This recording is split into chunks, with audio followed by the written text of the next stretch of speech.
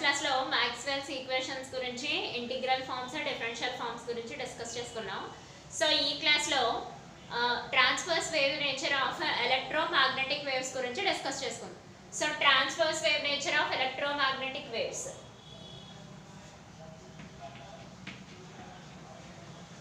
Transverse wave nature of electromagnetic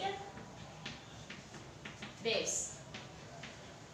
so transverse wave nature అంటే ఏంటో ఒకసారి డిస్కస్ చేద్దాం. చూడండి, జనరల్ గా ఎలక్ట్రోమాగ్నెటిక్ వేవ్స్ అంటే అక్కడ ఎలక్ట్రిక్ ఫీల్డ్ క్యాపిటల్ E ఉంటుంది, మ్యాగ్నెటిక్ ఫీల్డ్ క్యాపిటల్ B కూడా ఉంటుంది. అంటే electric field magnetic field combination electromagnetic waves అంటే. సో మ్యాగ్నెటిక్ ఫీల్డ్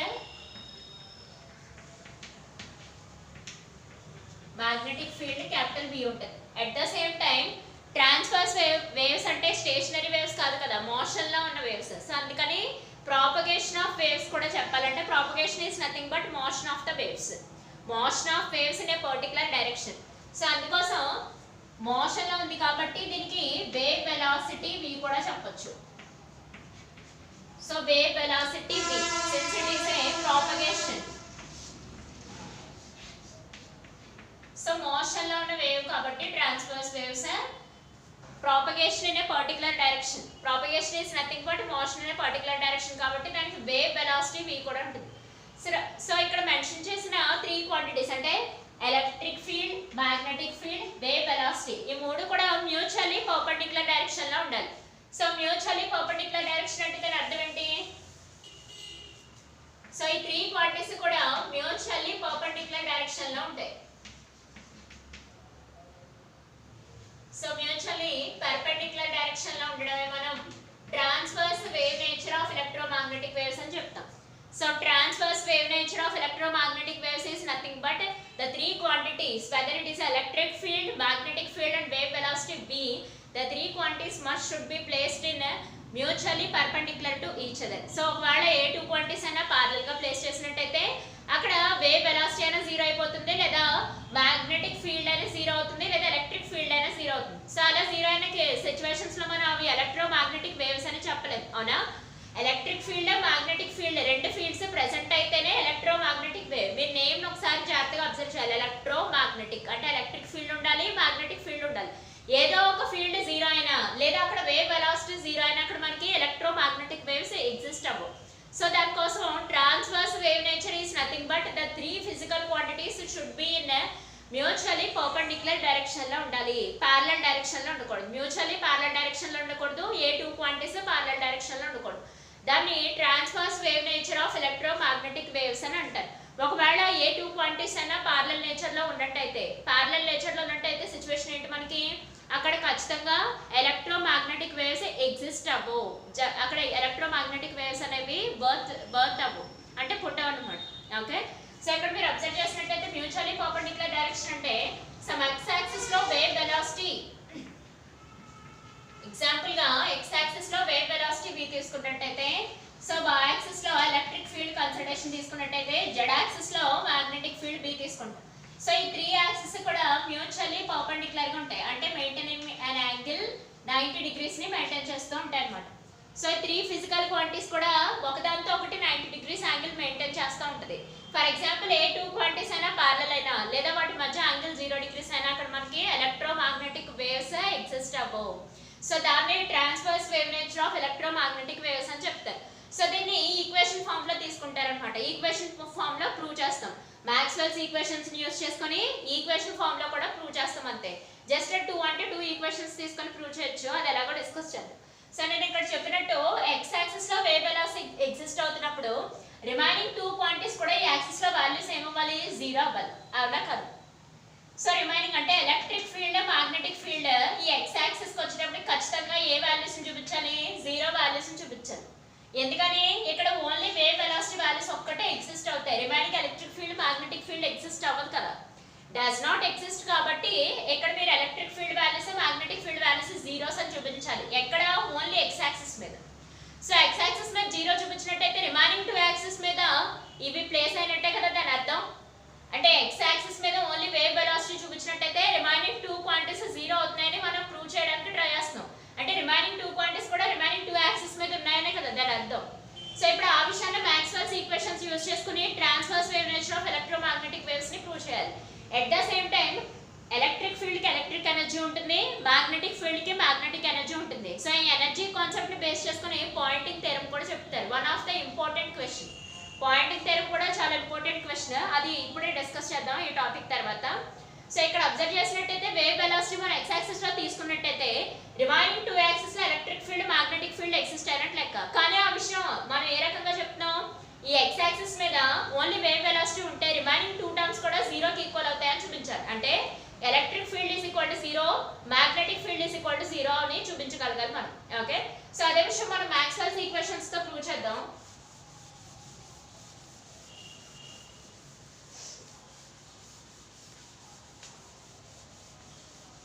సో ఇది మీరు వచ్చాను ఇక్కడ రాస్తున్నాను చూడండి. By using Maxwell's equations. So Maxwell's equations ని యూజ్ చేసుకొని నేను ఈ టర్మ్ ని ప్రూవ్ చేద్దాం అనుకుంటున్నాను. అంటే x యాక్సిస్ మీద ఓన్లీ వేవ్ వెలాసిటీ ఉంటుందని చెప్తున్నాను. రిమైనింగ్ 2 యాక్సిస్ రిమైనింగ్ 2 టర్మ్స్ అంటే electric field magnetic field on x axis will be equal to 0 అని ప్రూవ్ చేయడానికి ట్రై చేస్తున్నాను. ఓకే, సో దీనికోసం ఫస్ట్ ఈక్వేషన్ తీసుకుందాం. Del gradient dot E will be equal to 0. So ఇది first equation తీసుకున్నాను. So దీని అర్థం ఏంటి, పార్షియల్ డిఫరెన్షియేషన్ అవునా కదా, doe E x by do x plus doe E y by do y plus doe E z by do z అవునా. So 3 axis with respect to partial differentiation చేసాం. Okay, so ఇప్పుడు ఇది first term, ఇది second term, ఇది third term అనుకోవచ్చు. So ఇప్పుడు first term ఒక దాన్ని తీసుకొని ఈక్వల్ టు 0 చేద్దాం. So doe E x by do x will be equal to 0 అవునా కదా. సో రిమైనింగ్ 2 టర్మ్స్ కూడా కాన్స్టెంట్ అని అసంప్షన్ చేద్దాం. సో కాన్స్టెంట్ గా ఉంటాయని అసంప్షన్ చేద్దాం. అంటే y యాక్సిస్ మీద కానీ z యాక్సిస్ మీద ఉంటాయి కానీ అని అసంప్షన్ చేద్దాం. ఓన్లీ x యాక్సిస్ మీద మనం ప్రూవ్ చేయడానికి ట్రై చేస్తున్నాం కాబట్టి doe E x by do x will be equal to 0 అని తీసుకున్నాం. ఓకే, సో ఇక్కడ దీని డెరివేటివ్ చేస్తే 0 వస్తుందంటే ఇక్కడ ex మనకి ఏమన్నట్టు అర్థం, కాన్స్టెంట్ అన్నట్టు అర్థం అవునా కదా. మీకు ఒకసారి క్లారిటీగా ఎక్స్ప్లెయిన్ చేస్తున్నాను చూడండి. ఏదైనా కాన్స్టెంట్ వాల్యూకి డిఫరెన్షియేషన్ పెర్ఫామ్ చేస్తే, నేను మాట్లాడుతుంది ఇంటిగ్రేషన్ గురించి కాదు డిఫరెన్షియేషన్ గురించి, ఏదైనా ఒక కాన్స్టెంట్ వాల్యూస్ కి డిఫరెన్షియేషన్ పెర్ఫామ్ చేస్తే మనం దాని వాల్యూ దేనికి ఈక్వల్ అవుతుంది, 0 కి ఈక్వల్ అవుతుంది. వేరియబుల్ కి మాత్రమే డిఫరెన్షియేషన్ ని పెర్ఫామ్ చేయగలం. అదే ఒక కాన్స్టెంట్ కి డిఫరెన్షియేషన్ పెర్ఫామ్ చేస్తే సిచువేషన్ ఏంటి మనకి 0 అవునా కదా. సో ఇక్కడ ex వాల్యూ కాన్స్టెంట్, అంటే ఇక్కడ ex కాన్స్టెంట్ కాబట్టి ఓన్లీ x యాక్సిస్ మీద వేవ్ వెలాసిటీ మాత్రమే ఎగ్జిస్ట్ అవుతుంది. ఇక్కడ ex వాల్యూస్ ఏమీ ఎగ్జిస్ట్ అవ్వవు. So ex is equal to constant అంటే దాని అర్థం ఏంటి, ఓన్లీ వేవ్ వెలాసిటీ మాత్రమే x యాక్సిస్ మీద ఎగ్జిస్ట్ అవుతుంది. రిమైనింగ్ 2 టర్మ్స్ కాన్స్టెంట్ గా ఉంటాయి అన్నమాట, ఏ రకమైన చేంజెస్ ఉండవు. అంటే అవి ఏ యాక్సిస్ మీద ఎగ్జిస్ట్ అవ్వచ్చు, either it is y axis మీద ఎగ్జిస్ట్ అవ్వచ్చు లేదా z యాక్సిస్ మీద ఎగ్జిస్ట్ అవ్వచ్చు. మళ్ళీ ఒకసారి రిపీట్ చేస్తున్నాను చూడండి. సో మాక్స్వెల్స్ ఫస్ట్ ఈక్వేషన్ తీసుకున్నా, అంటే gradient dot E will be equal to 0. So gradient అంటే తెలిసిన విషయం, పార్షియల్ డిఫరెన్షియేషన్ ని పెర్ఫామ్ చేయాలి. అంటే doe x by do x plus doe y by do y plus doe z by do z is equal to 0 అని చెప్తాం. So ఇక్కడ first term, second term, third term, second term third term ని constant గా తీసుకొని only first term 0 కి equal చేసినట్టయితే situation ఏంటి, దీని ఒక్కదాన్ని 0 కి ఈక్వల్ చేస్తాము అని అంటే ఏంటి అర్థం, ఇక్కడ ex వాల్యూస్ కాన్స్టెంట్ అని అర్థం. ఎందుకని, differentiation of a variable must give some value, but differentiation of a constant value must be equal to 0. So ex can be taken as a constant. కాబట్టి ఓన్లీ x యాక్సిస్ మీద wave velocity మాత్రమే ఉంటుందని మన assumption కరెక్టే. Second case చూద్దాం. Second equation gradient dot b is equal to 0. So same దీనికి లాగే మళ్ళీ ప్రూవ్ చేయాలి. అంటే do b x by do x plus do b y by do y plus do b z by do z is equal to 0. So ఇది first term, second term, third term. Okay, so 1 2 3 terms లో మళ్ళీ similar గా same దీనికి లాగే చేయాలి. So doe b x by do x will be equal to 0. ఇందాక చెప్పుకున్న థియరీనే ఇక్కడ కూడా ప్రూవ్ చేసుకోవాలన్నమాట. అంటే ఏంటి, bx అనేది కాన్స్టెంట్ గా ఉంది, అంటే నీకు x యాక్సిస్ మీద ఓన్లీ వేవ్ వెలాసిటీ మాత్రమే ఎగ్జిస్ట్ అవుతుంది అన్నమాట. రిమైనింగ్ 2 టర్మ్స్ అన్ని కూడా ఏంటి మనకి కాన్స్టెంట్ వాల్యూస్. అంటే రిమైనింగ్ 2 టర్మ్స్ అంటే ఏంటి, ఇక్కడ ఎలక్ట్రిక్ ఫీల్డ్, మ్యాగ్నెటిక్ ఫీల్డ్, అంటే ఇవి y యాక్సిస్ మీద z యాక్సిస్ మీద ఎగ్జిస్ట్ అవుతాయని దాని అర్థం. సో ఇక్కడ దీన్ని పార్షియల్ డిఫరెన్షియేషన్ చేసినట్టయితే దానికి ఈక్వల్ టు 0 కి ఈక్వల్ గా ఉంటుంది. ఓకే, సో ఈ టర్మ్ బట్టే ఇక్కడ bx constant on x axis, అంటే x యాక్సిస్ మీద ఓన్లీ వేవ్ వెలాసిటీ మాత్రమే వేరీ అవుతూ ఉంటుంది. ex bx remaining two terms constant, అంటే అవి ఏ యాక్సిస్ మీద వేరీ అవుతాయి, either it is x axis either it is y axis లేదా z యాక్సిస్ మీద ఉంటాయని చెప్తాం అన్నమాట. అంటే x యాక్సిస్ మీద మనం తీసుకున్నట్టు అసంప్షన్ x యాక్సిస్ మీద ఏ క్వాంటిటీ ఉంటుంది మనకి వేవ్ వెలాసిటీ అని తీసుకున్నాం, రిమైనింగ్ టూ టర్మ్స్ కాన్స్టెంట్ అని ప్రూవ్ చేయాలి. సో ex = 0 bx = 0, దీన్ని పార్షియల్ డిఫరెన్షియేషన్ చేస్తే 0 వాల్యూస్ వచ్చాయి, అవునా కాదు? అంటే ఈ x యాక్సిస్ మీద ఓన్లీ వేవ్ వెలాసిటీ మాత్రమే ఉంటుంది, remaining y axis z axis మీద ఎలక్ట్రిక్ ఫీల్డ్ మ్యాగ్నెటిక్ ఫీల్డ్స్ ఉంటాయి అన్నమాట. ఓకే, సో ఇదంతా మనకి transverse wave nature of electromagnetic waves గురించి డిస్కస్ చేసాం. సో ఇది థర్డ్ ఈక్వేషన్ ని కూడా బేస్ చేసుకొని ప్రూవ్ చేయొచ్చు. సో ఈ టూ ఈక్వేషన్స్ రాసుకొని since ex and bx is equal to constant on x axis, we have to consider only propagation of wave లేదా wave velocity on x axis అని రాస్తాం. Remaining two y axis and z axis must be filled with either it is a electric field and magnetic field అని రాస్తాం. Okay, so ఇప్పుడు third equation ని తీసుకొని prove చేద్దాం.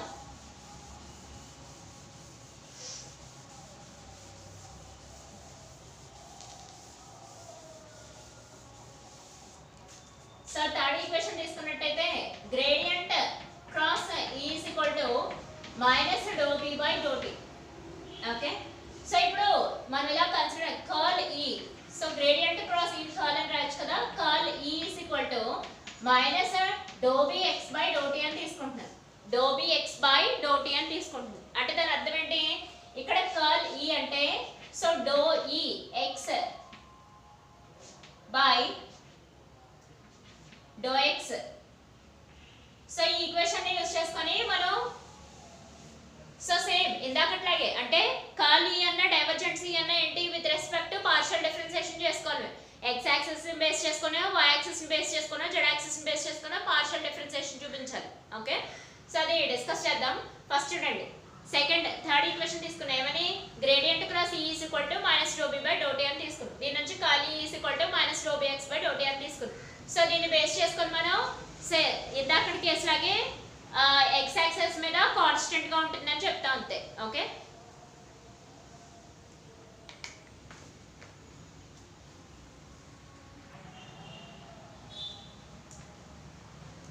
So ఇక్కడ చూసినట్టయితే ఇక్కడ మనం x యాక్సిస్ మీద మ్యాగ్నెటిక్ ఫీల్డ్ తీసుకున్నాం. సో కర్ల్ E కాబట్టి రిమైనింగ్ టూ యాక్సిస్ మీద అంటే y యాక్సిస్ మీద z యాక్సిస్ మీద మనం ఎలక్ట్రిక్ ఫీల్డ్ ని రాసుకున్నాం. ఏదైనా సరే మస్ట్ బి ఈక్వల్ టు 0 చేయాలి, అది మన మెయిన్ థింగ్, అంటే మనం తీసుకున్న ఇన్ఫర్మేషన్ కరెక్ట్ అని ప్రూవ్ చేయాలి. ఓకే, సో ఇక్కడ రాసుకున్నట్టయితే x యాక్సిస్ మనకి i టర్మ్ కి ఈక్వల్ గా ఉందని చెప్పుకోవచ్చు. ఓకే, ఇది మనకి i, ఇక్కడ j, ఇక్కడ k. సో ఇలా వెక్టర్ నోటేషన్ లో తీసుకున్నట్టయితే i cap j cap k cap లేదా i j k అని రాసుకోవచ్చు. So i into so ∂Ez/∂z minus ∂Ey/∂y అని రాసుకున్నాం. సో కర్ల్ E ని ఇలా రాసాం అన్నమాట. దీన్ని -i ఇంటూ i క్యాప్ అని కూడా రాసుకోవచ్చు వెక్టర్ నోటేషన్, ∂Bx/∂x లేదా ∂t ∂x కాదు ∂t with respect to time period మారుతూ ఉంటుంది.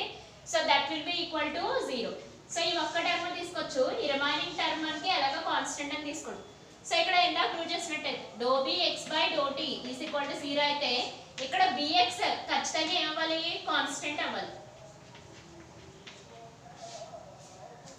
సో ఇందాక చేసిన అసంప్షన్ ఇక్కడ కూడా చేస్తాం అన్నమాట, ఏమని so ∂Bx/∂t will be equal to 0 కదా, అంటే దాని అర్థం ఏంటి, ఇక్కడ bx అనేది కాన్స్టెంట్ గా ఉంటేనే ఈ టర్మ్ మనకి 0 కి ఈక్వల్ అవుతుంది. అంటే ఓన్లీ x యాక్సిస్ మీద వేవ్ వెలాసిటీని మాత్రమే తీసుకొని రిమైనింగ్ టర్మ్స్ అన్ని కాన్స్టెంట్ గా తీసుకుంటాం అన్నమాట. ఓకే, సో ఇక్కడ అబ్జర్వ్ చేసినట్టయితే ఇందాక చేసిన అసంప్షన్ లాగే సేమ్, ఏమని ఇక్కడ ∂Bx/∂t will be equal to 0 కదా, అంటే దాని అర్థం ఏంటి, ఇది కాన్స్టెంట్ అయితేనే దీని డెరివేటివ్ వాల్యూస్ ఏమవుతాయి, 0 కి ఈక్వల్ అవుతాయి. అంటే x యాక్సిస్ మీద అంటే x యాక్సిస్ మీద వేవ్ వెలాసిటీ మాత్రం ఎగ్జిస్ట్ అవుతుంది. సో y యాక్సిస్ మీద ఎలక్ట్రిక్ ఫీల్డ్ వేరీ అవుతుంది, z యాక్సిస్ మీద మ్యాగ్నెటిక్ ఫీల్డ్ వేరీ అవుతుందని చెప్తాం. మ్యూచువల్లీ పర్పెండిక్యులర్ ఉండాలి. సో దాన్నే transverse wave nature of electromagnetic waves అని చెప్తారు. అంటే x యాక్సిస్ మీద వేవ్ వెలాసిటీ ఉన్నట్టయితే y యాక్సిస్ మీద ఎలక్ట్రిక్ ఫీల్డ్, z యాక్సిస్ మీద మ్యాగ్నెటిక్ ఫీల్డ్ ఉండాలి. సో ఎక్స్ వై జెడ్ ఇవన్నీ I cap J cap K cap vector notation అయితే, కానీ మ్యూచువల్లీ పర్పెండిక్యులర్ డైరెక్షన్ లో ఉండాలి. ఒకవేళ అలా మ్యూచువల్లీ పర్పెండిక్యులర్ డైరెక్షన్ లో లేనట్టయితే అక్కడ ఎలక్ట్రిక్ ఫీల్డ్ ఎగ్జిస్ట్ అవ్వదు, at the same time magnetic field ఏదో ఒక ఫీల్డ్ ఖచ్చితంగా జీరో అయిపోతుంది, లేదా వేవ్ వెలాసిటీ జీరో అయిపోతుంది. ఈ వేవ్ లేనప్పుడు అక్కడ ఎలక్ట్రోమాగ్నెటిక్ వేవ్స్ అనేవి ఎగ్జిస్ట్ అవ్వవు. ఓకే, సో ఇదంతా మనకి transverse wave nature of electromagnetic wave. So ఇక్కడ ఎలక్ట్రిక్ ఎనర్జీ మ్యాగ్నెటిక్ ఎనర్జీని యూజ్ చేసుకొని పాయింటింగ్ థియరమ్ అనే కాన్సెప్ట్ చెప్పుకోవాలి, డిస్కస్ చేద్దాం.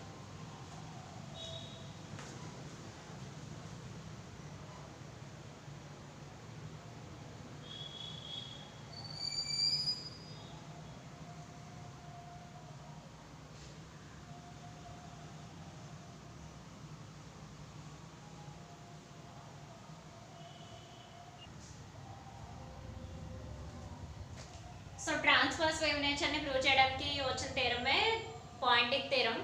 యాక్చువల్లీ మ్యాథ్స్లో మనం చాలా టైప్స్ ఆఫ్ థియరమ్స్ చూస్తాం కదా, ఆల్రెడీ స్టేట్మెంట్ ఇచ్చేస్తాం, దానికి ప్రూఫ్ తీసుకురాడు.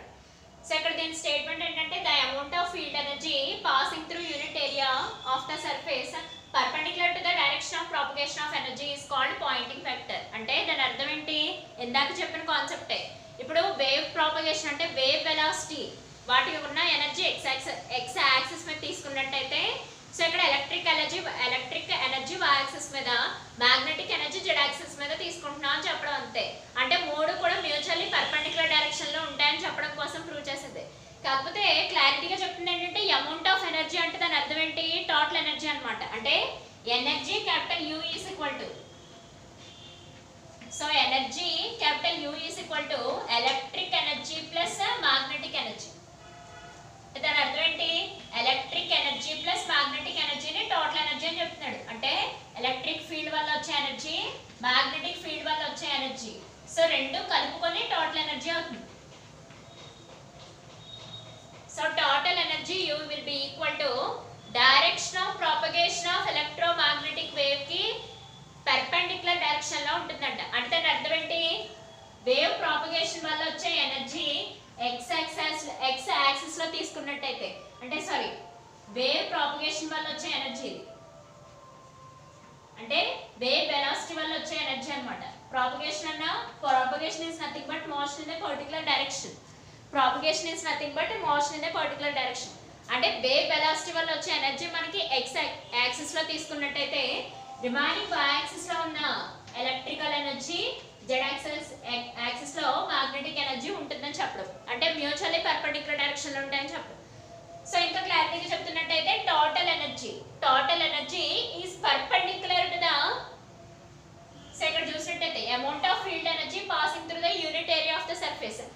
సో ఇక్కడ ఈ ఎనర్జీ తీసుకుంటున్నాడు అనమాట. అంటే వేవ్ వెలాసిటీకి ఉన్న ఎనర్జీకి ఇక్కడ చెప్తున్నాడు చూడండి లాస్ట్ లో, ప్రాపగేషన్ ఆఫ్ ఎనర్జీ అంటే వేవ్ వెలాసిటీకి ఉన్న ఎనర్జీకి ఈ టోటల్ ఎనర్జీ ఖచ్చితంగా ఏ డైరెక్షన్ లో ఉండాలి, మనకి పర్పెండిక్యులర్ డైరెక్షన్ లో ఉండాలి. అంటే ఎలక్ట్రిక్ ఫీల్డ్ మ్యాగ్నెటిక్ ఫీల్డ్ వల్ల వచ్చే ఎనర్జీకి మనకి వేవ్ వెలాసిటీకి ఉన్న ఎనర్జీ రెండు కూడా ఖచ్చితంగా పర్పెండిక్యులర్ డైరెక్షన్ లో ఉండాలని చెప్తాడు. ఓకే, మళ్ళీ ఒకసారి రికలెక్ట్ చేస్తున్నాను చూడండి. Amount of energy is nothing but electrical energy plus magnetic energy. Electrical energy plus magnetic energy both are perpendicular to the propagation of energy. Perpendicular to the propagation of energy. అంటే ఈ propagation of energy అంటే wave velocity వల్ల కొంత energy వస్తుంది కదా, ఆ ఎనర్జీకి ఈ టోటల్ ఎనర్జీ ఖచ్చితంగా పర్పెండిక్యులర్ డైరెక్షన్ లో ఉండాలి అని చెప్తున్నాడు. ఓకే, సో ఇక్కడ ఈ పాయింటింగ్ వెక్టర్ ని క్యాపిటల్ P అనే లెటర్ తో డినోట్ చేస్తాం. పాయింటింగ్ వెక్టర్ ని క్యాపిటల్ P అనే లెటర్ తో డినోట్ చేస్తాం. వాటికి యూనిట్స్ ఏంటంటే joule by metre square second అని రాయొచ్చు, లేదు అనుకుంటే వాట్ బై మీటర్ స్క్వేర్ అని రాయొచ్చు. So Poynting vector capital P is equal to, so Poynting vector capital P is equal to, Poynting vector capital P కి ఈక్వేషన్ రాస్తున్నాం అన్నమాట. ఏమని, 1/μ0 అంటే permeability of the free space that will be equal to electrical energy magnetic energy రెండు cross product లో ఉంటాయి. అంటే దాని అర్థం ఏంటి, పర్పెండిక్యులర్ డైరెక్షన్ లో మెయింటైన్ అవుతాయి. అంటే ఎలక్ట్రిక్ ఎనర్జీ మ్యాగ్నెటిక్ ఎనర్జీ రెండు కూడా మనకి పర్పెండిక్యులర్ డైరెక్షన్ లో మెయింటైన్ అవుతాయని చెప్పడం కోసం మనం క్రాస్ ప్రొడక్ట్ ని వాడుకుంటాం. సో పర్పెండిక్యులర్ డైరెక్షన్ లో మెయింటైన్ అవుతాయని చెప్పడం కోసం మనం క్రాస్ ప్రొడక్ట్ ని యూజ్ చేసుకుంటాం. కానీ మీకు తెలిసిన విషయం ఏంటంటే magnetic field intensity capital H, magnetic field intensity. Magnetic field intensity capital H is equal to B by mu naught అని రాయొచ్చు. Magnetic field intensity capital H is equal to B by mu naught అని రాసుకోవచ్చు. అంటే అప్పుడు Poynting vector capital P, Poynting vector capital P is equal to E cross H అని కూడా రాసుకోవచ్చు అన్నమాట. Okay, so P is equal to 1 by mu naught E cross B అని రాసుకోవచ్చు. లేదు అనుకుంటే magnetic field intensity H is equal to B by mu naught అని కూడా రాసుకోవచ్చు. అంటే దాని అర్థం ఏంటి?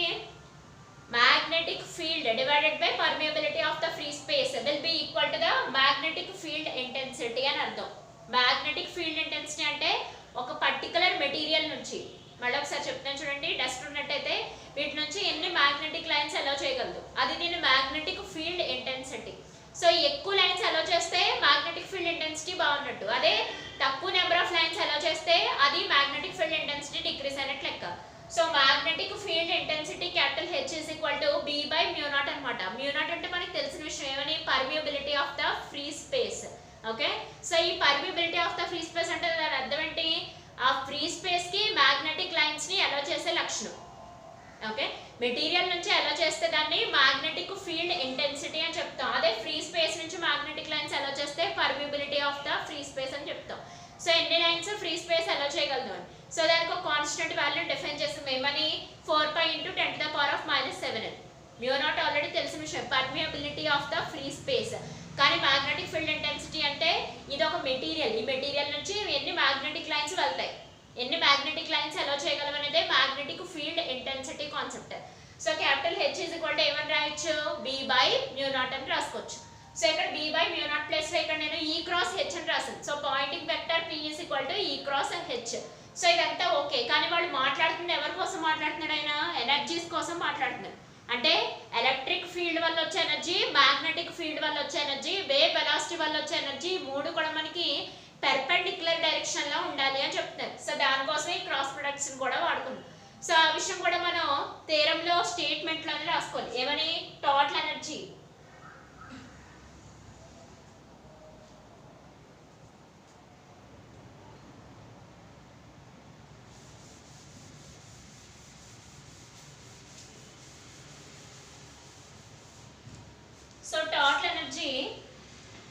పార్షియల్ డిఫరెన్షియేషన్ చేసాం with respect to time.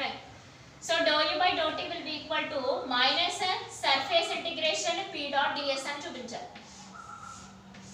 Okay, so total ఎనర్జీని పార్షియల్ డిఫరెన్షియేషన్ చేసినప్పుడు surface integration P dot ds అని చూపించాలన్నమాట. సో దీనికి పాయింటింగ్ థీరం కి డిఫైన్ చేసిన equation where P is equal to, where Poynting vector P is equal to లేదా P is equal to 1 by mu naught E cross B అంటే perpendicular direction లేదా E cross H ఎలా అయినా పర్లేదు.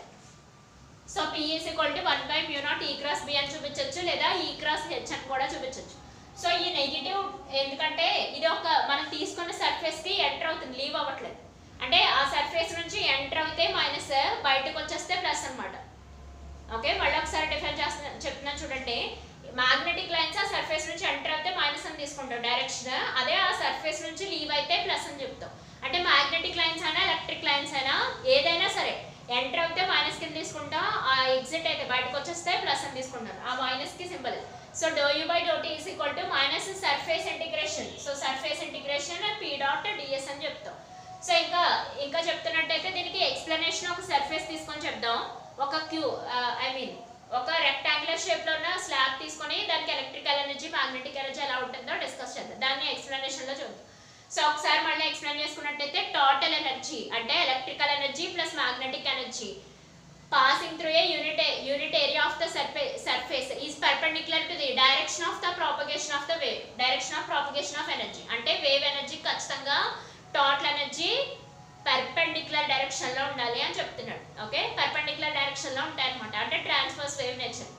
So ఇక్కడ doe U by doe T is equal to minus surface integration P dot ds where P is equal to 1 by mu naught E cross B అని చెప్పొచ్చు లేదా E cross H అని కూడా చెప్పొచ్చు. దానికోసం ఒకసారి ఎక్స్ప్లెనేషన్ డిస్కస్ చేద్దాం చూడండి.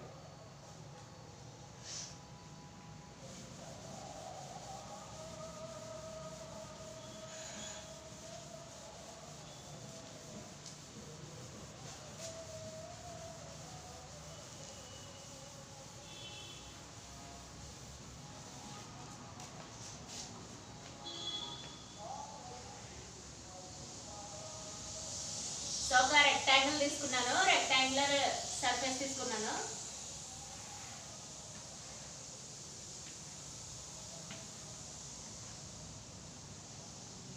ఓకే, సో ఈ రెక్టాంగులర్ సర్ఫేస్ లో యాక్సిస్ రిప్రజెంట్ చేస్తున్నాను, చూడండి ఒకసారి. ఎక్స్ యాక్సిస్, సో ఇది మనకి y యాక్సిస్, రిమైనింగ్ ఈ యాక్సిస్ వచ్చేసి z యాక్సిస్ అవుతుంది, ఇది ఇలా వస్తుంది. ఓకే, రిమైనింగ్ యాక్సిస్ వచ్చేసి మనకి z యాక్సిస్ అవుతుంది. సో ఇక్కడ x యాక్సిస్ మీద వేవ్ ప్రాపగేషన్ ఎనర్జీ తీసుకుంటాం, వేవ్ ప్రాపగేషన్ ఎనర్జీ తీసుకుంటాం. సో x యాక్సిస్ మీద వేవ్ ప్రాపగేషన్ ఎనర్జీ తీసుకుంటున్నాం, y యాక్సిస్ మీద ఎలక్ట్రికల్ ఎనర్జీ తీసుకుంటాం. ఓకే, z యాక్సిస్ మీద మ్యాగ్నెటిక్ ఎనర్జీ తీసుకుంటాం.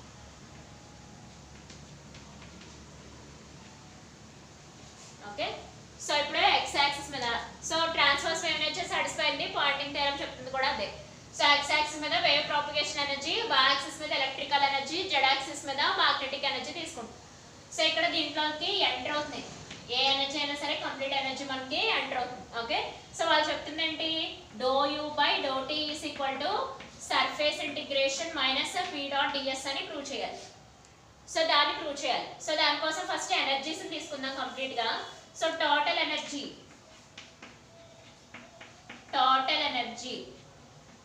Capital U is equal to electrical energy plus magnetic energy, electrical energy plus magnetic energy. Okay, so u will be equal to electrical energy plus magnetic energy కింద తీసుకుంటాం.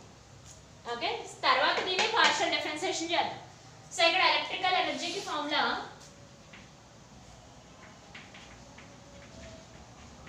Electrical energy, so ఇక్కడ UE is equal to half epsilon naught into E square అని రాస్తాం. So ఇక్కడ epsilon naught అంటే permittivity of the free space, free space కి electrical lines ని allow చేసే లక్షణం. సో పర్మిటివిటీ ఎంత బాగుంటే అన్ని ఎలక్ట్రికల్ లైన్స్ అలా అవుతాయి అన్నమాట. సో ఇక్కడ మ్యాగ్నెటిక్ ఎనర్జీ సేమ్ ఇలాగే మ్యాగ్నెటిక్ ఎనర్జీ రాదు. సో దీన్ని ఎలా రాయొచ్చు, so UB is equal to half mu naught into B square అన్నమాట. mu naught అంటే permeability of the free space, magnetic lines ని ఎంత బాగా ఎలా చేస్తో చూడు. సో ఇక్కడ టోటల్ ఎనర్జీని ఎలా రాసుకోవచ్చు, U is equal to half epsilon naught into capital E square plus half epsilon naught into capital V square అని రాసుకోవచ్చు. ఓకే, సో ఇప్పుడు ఈ ఈక్వేషన్ ని పార్షియల్ డిఫరెన్షియేషన్ చేయాలి, చేసి surface integration P dot ds కి ఈక్వల్ గా ఉంటుందని చూపించాలి అంతే. ఓకే, సో ఇక్కడ దీని యొక్క సర్ఫేస్ ఏరియా S కింద తీసుకుంటాం. సో దీని యొక్క సర్ఫేస్ ఏరియా మనం తీసుకున్న rectangle surface area S, next దీనికి వాల్యూమ్ వచ్చేసి V తీసుకుంటాం. ఓకే, సో దీని యొక్క సర్ఫేస్ ఏరియా S, వాల్యూమ్ వచ్చేసి V కింద తీసుకుంటున్నాం. సో టోటల్ ఎనర్జీని with respect to time partial differentiation చేయాలి. సో అది ఒకసారి డిస్కస్ చేద్దాం చూడండి.